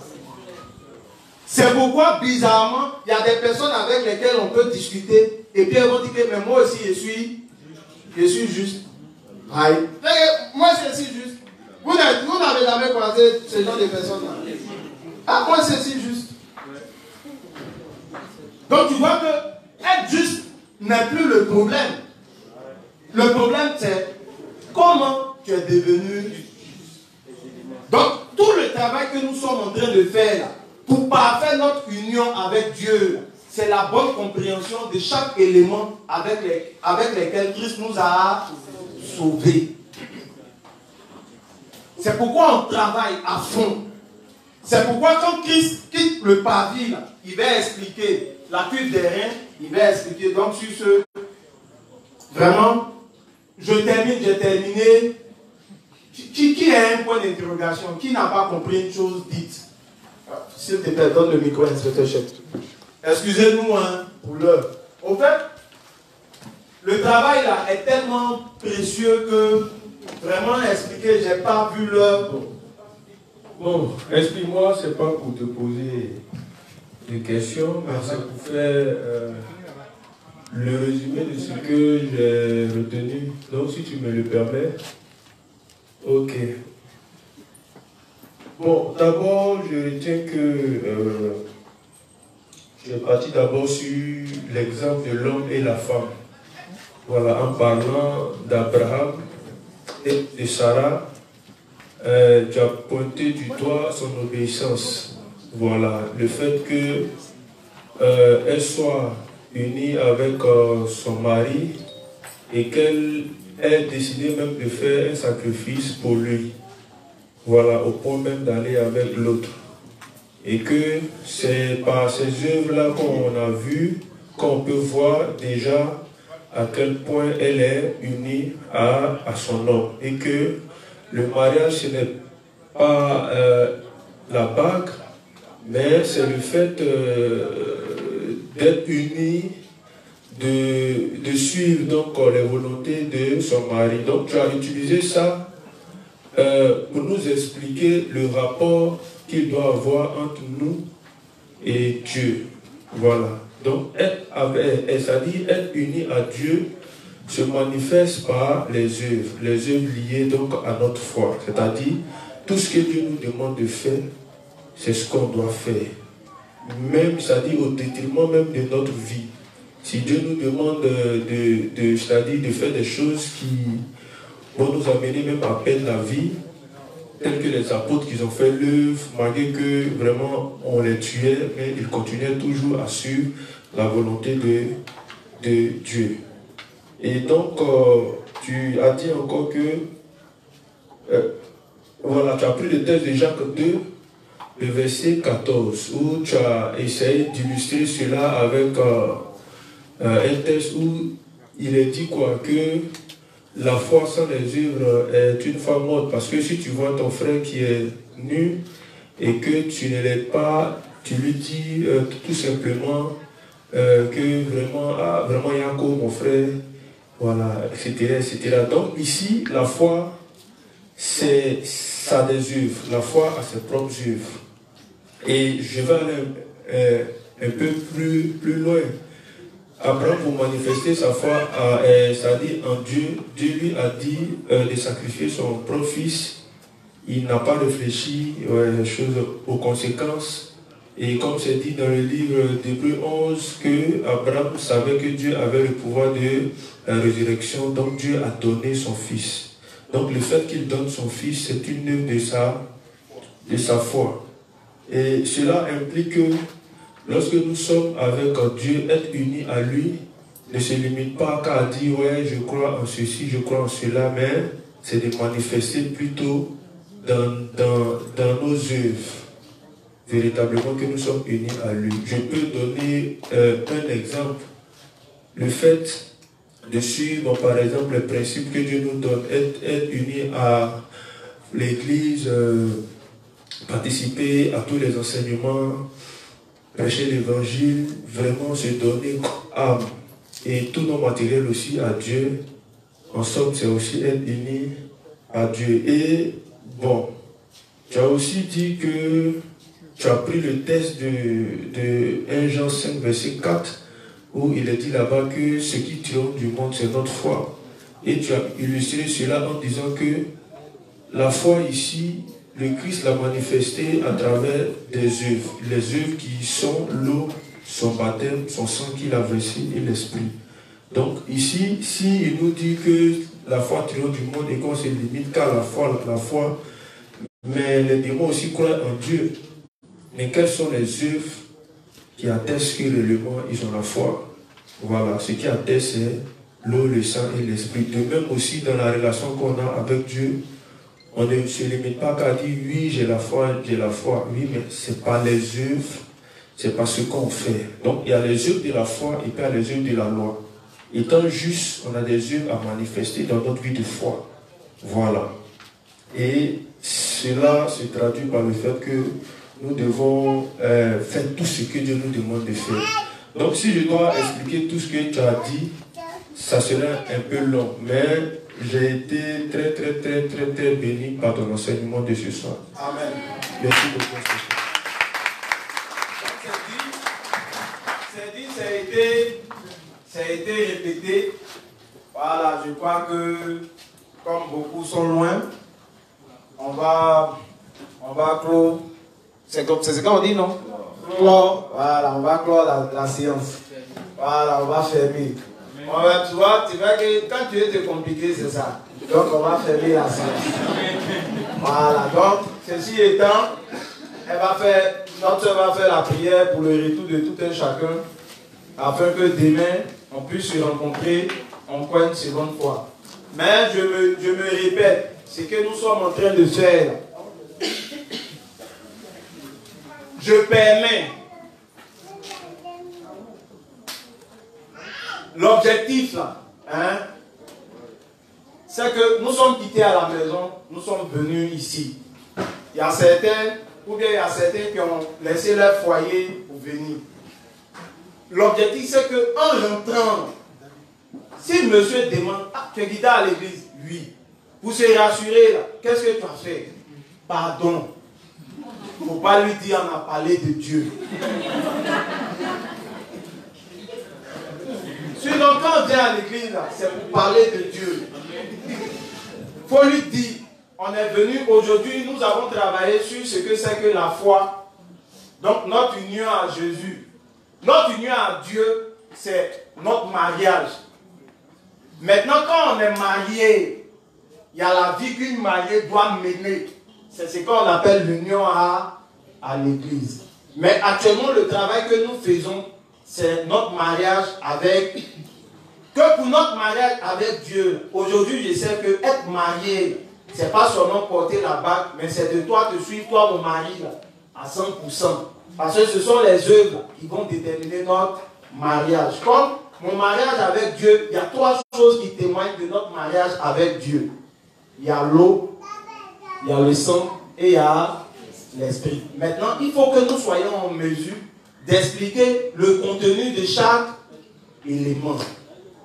Pardonnez. Si j'explique une chose, si vous ne comprenez pas, c'est de votre ressort de poser question. Je suis en train de donner une explication. Si quelqu'un ne comprend pas, il lève sa main. Ah, reste faux. Vraiment, tu as dit, je n'ai pas compris. C'est de ton devoir de venir ici. Ici, tu viens pour apprendre. Quand tu retournes, il faut avoir la connaissance. On ne vient pas ici parce qu'on s'ennuie. Parce qu'on s'ennuie, je suis à la maison. On ne vient pas ici parce que si je ne viens pas, mon mari peut-être va m'insulter ou bien, dans toi, comme tu n'es pas uni, parce que souvent, on fait les menaces au nom de l'union. C'est la mère n'est même pas unie, bon, comme tu n'es pas uni, moi je ne te donne plus l'homme pour t'habiller. Ça, c'est les menaces qu'on fait. Donc quand on vient, le seul pourquoi, on vient pour comprendre et appliquer. Donc si vous ne comprenez pas quelque chose, demandez-moi. C'est pour vous et je suis là. Il y a des choses là. Je peux me permettre d'expliquer ça rapidement. Mais mon objectif, si j'explique rapidement que vous ne comprenez pas, je suis en train de moi-même perdre mon temps. Je veux que quand une juge ou un juge dit que c'est mon mari, il ne faudrait pas que ça soit du bout de ses lèvres. J'ai été marié avec Christ parce qu'au baptême, il a porté tous mes... Si je dis que mon cœur est blanc comme neige, à l'image du livre 1, c'est parce que Jésus, à son baptême, il a porté tous mes péchés et il est mort pour tous mes... Sa résurrection est la preuve que le péché n'aura plus d'effet contre ma personne. On croit en Jésus-Christ à cause d'une seule chose. On croit en Jésus-Christ parce qu'il a été ressuscité. Aucun homme n'a pu vaincre la mort. C'est pourquoi on peut comprendre la profondeur de cette parole. Je suis le chemin. Il est le chemin parce que c'est lui seul qui a vaincu la mort. Et tous, tu vas prendre Bouddha, tu vas prendre comme notre ami. Et tous, ils sont restés. Mais si tu es resté, tu peux nous prouver quoi? Parce que toi-même, on a le même problème. Il fait 3 jours, c'est significatif. Il pouvait ressusciter le même jour, mais imaginons que Jésus ait été ressuscité le même jour. Il n'est pas bien mort. Parce que dans la nature, pour ceux qui travaillent avec les plantes, c'est après 3 jours que la plante n'a plus de force. C'est après 3 jours là, que la plante, quand tu fais bouillir les médicaments, après 3 jours, la force, la vie qui est dedans là, disparaît. Je ne sais pas si on se comprend. Hein? Donc 3 jours, quand il ressuscite, là, ça veut dire qu'il est bien mort. Parce que s'il avait fait 1 jour, lui il était dans un semblant de coma. Et puis il nous a trafiqués, nous tous. Donc sur ce, que le Dieu des justes accompagne chacun. Voilà, qui veille sur le chemin de chacun.